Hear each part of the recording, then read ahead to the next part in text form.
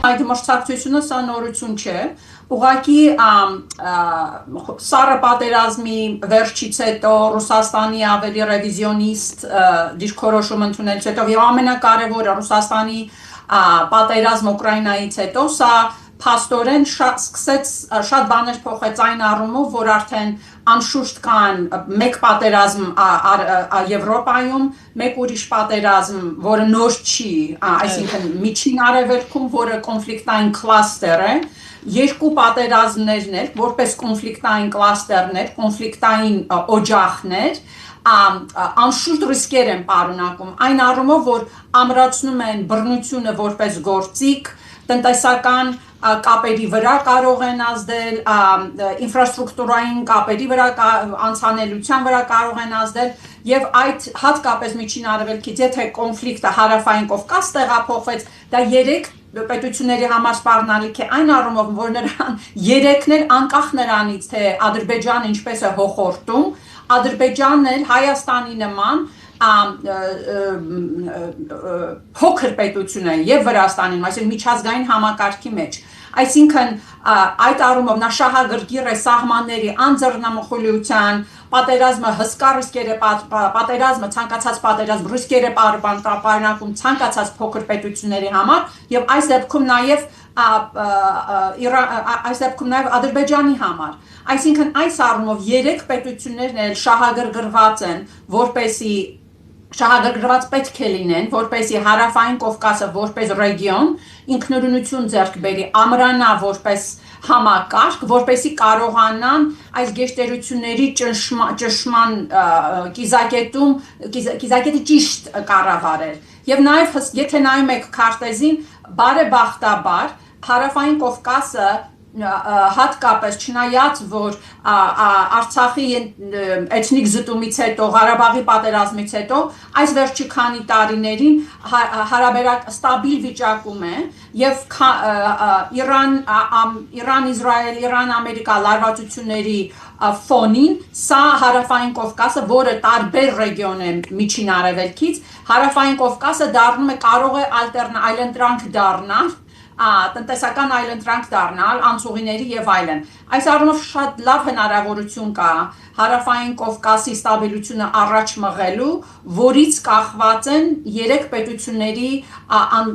կայունությունը, ոչ միայն Հայաստանինը, ոչ միայն Վրաստանինը, այլ նաեւ Ադրբեջանինը։ Այդ կոնտեքստում եթե նայենք, Ամերիկա գեշտերությունների հիմնականը Ամերիկա եւ Չինաստանն է, բայց այստեղ հետաքրքիրն այն է, որ աշխարհը մնում է միաբևեռ, այսինքն բազմաթիվ հետազոտություններ արդեն ցույց են տալիս, որ Ամերիկայի Միացյալ Նահանգների դիրքը դեռ չի փոխվել, այն առումով ամենահզոր բազմաթիվ լծակներով ամենաառաջ հզոր պետություն է միաբևեռ է համակարգը դեռ, բայց դա նաև Ամերիկայի Միացյալ երկրորդ տենդենսն այն է, որ Ամերիկայի Միացյալ Վաշինգտոնը սկսել է գործել միջազգային կառույցներից դուրս, այսինքն նախընտրում է ինքը առանց այդ կառույցների հետ աշխատելու ալտերնատիվ կառույցներ ստեղծել եւ այդ նորմերը չեն սահմանափակում միջազգային նորմերը չեն սահմանափակում Ամերիկայի վարքը սա անշուշտ Ամերիկա-Չինաստան հարաբերությունների կոնտեքստում կարևոր է բայց հետաքրքիր է Ռուսաստանը եթե նայում ենք միջազգային հարաբերություններին համակարգին այս տեսանկյունից Ռուսաստանը թուլացող պետություն է եւ հատկապես հարավային Կովկասում չնայած որ բազմաթիվ լծակներ ունի բայց այս գեշտերությունների ֆոնին Ռուսաստանը շատ հետ է մնացել թե տեխնոլոգիաների արդյունավետությունից նորարարություններից նավթի գինը քանի որ ընկնում է կախված է նավթից բնական ռեսուրսներից այսինքն Ռուսաստանի տնտեսությունը հատկապես պատերազմի պատճառով շատ խորը անկման մեջ է արդեն տնտեսությունը սկսել է կտրուկ նվազել տնտեսության աճը չի 1% է հասել այս տարի եւ այդ պարագայում չնայած որ ռետորիկան Կրեմլինից եկող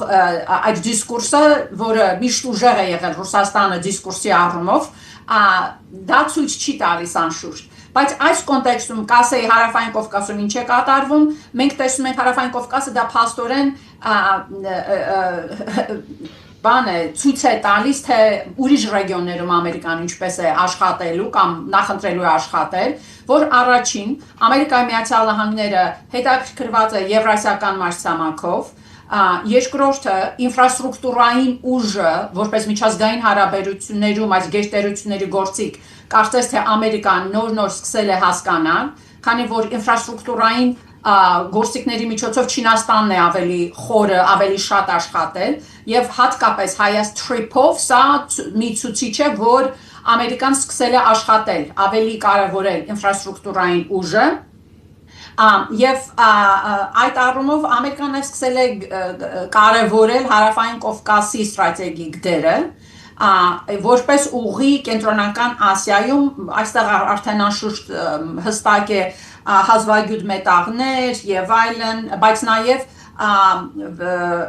արտադրական շղթաների ստաբիլության հարցն է Ամերիկայի Միացյալ Նահանգների համար դրված, քանի որ գլոբալ համակարգով, գլոբալ համակարգը ֆրագմենտացած է մի քիչ, այստեղ Ամերիկայի Միացյալ Նահանգների համար կարևոր է այդ արտադրական շղթաների ստաբիլությունը, թափանցելիությունը, կանխատեսելիությունը։ Եվ սրանք են այդ որոշ գործոնները, որ կարևորում են եւ բացատրում են, թե Ամերիկայի Միացյալ Նահանգները ինչու է հետաքրքրված Հարավային Կովկասով։ Ես չեմ ընդունում այն թեզը, որ սա, չնայած ասում եմ գերտերությունների լարվածություն կա պայքար կա, բայց Ամերիկայի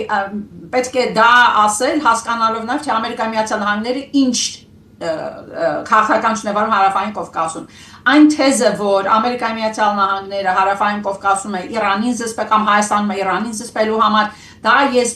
բոլորովին համաձայն չեմ դրա հետ, քանի որ եթե քարտեզին նայում եք, եթե նայում եք, եւ շատ հետազոտել պետք է չէ, ամբողջ այդ տվյալները կան, Ամերիկան ունի մինչև հիմա արդեն միջին արևելքում կարծեմ 13 հատ ռազմական բազա ունի, որ շրջափակել են Իրանին եւ Հարավային Կովկասում, հատկապես Հայաստանում Ամերիկան շահագրգռված է ստաբիլությունից, քանի որ արդեն ներդրումներ է անում։ Այսինքն Հայաստանի կարիքը Իրանին զսպելու համար Ամերիկայի Միացյալ Նահանգները չունի։ Եվ այդ առումով ես տեսնում եմ, որ հարավային միջին արևելքը եւ հարավային Կովկասը կշարունակեն մնալ քաղաքական առումով տարբեր ռեգիոններ,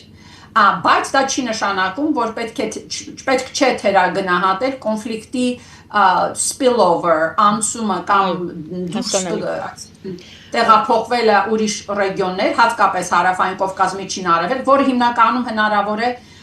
Իրանից Ադրբեջան, այդ մեխանիզմն է շատ հնարավոր, բայց դա ոչ մեկի շահերից չեմ կարծում, թե Հարավային Կովկասի շահերից չի բխի, եթե Հարավային Կովկասը դարձավ կոնֆլիկտի թատերաբեմ, բայց նորից եմ կրկնում, Հարավային Կովկասը եւ Միջին Արևելքը դրանք քաղաքական պատմության առումով, գերտերությունների շահերի առումով, կոնֆլիկտների պատմության առումով բոլորովին տարբեր ռեգիոններ են, որը բարձրացնում է Հարավային Կովկասի դերը Ամերիկայի Միացյալ Նահանգների համար։